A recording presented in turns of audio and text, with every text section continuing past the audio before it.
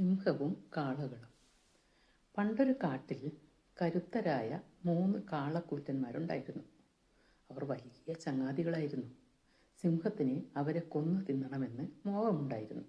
പക്ഷേ ചെന്നപ്പോഴൊക്കെ കാളകളുടെ കൂട്ടായ ആക്രമണത്തിൽ തോറ്റു പിന്മാറേണ്ടതായിട്ടാണ് വന്നത്.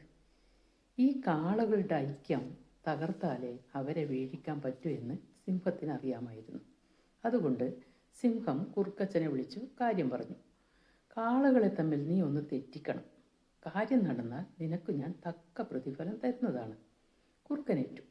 അവൻ കാളകളോട് അന്യോന്യം ദുഷിച്ചു പറഞ്ഞു. അതിന് ഫലമുണ്ടായി. കാളകൾ തമ്മിൽ പിണങ്ങി. അവ ഒറ്റയ്ക്ക് മേയാൻ തുടങ്ങി. അവസരം പാർത്തിരുന്ന് ഓരോന്നിനെയായി സിംഹം കൊന്നു തിന്നു. പരദൂഷണത്തിന് ചെവി കൊടുത്താൽ അത് വലിയ ദുരന്തമാകും.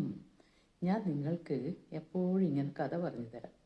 അപ്പോൾ ഒരു കാര്യം ചെയ്യാം, എൻ്റെ ഈ വീഡിയോ ഒന്ന് ലൈക്ക്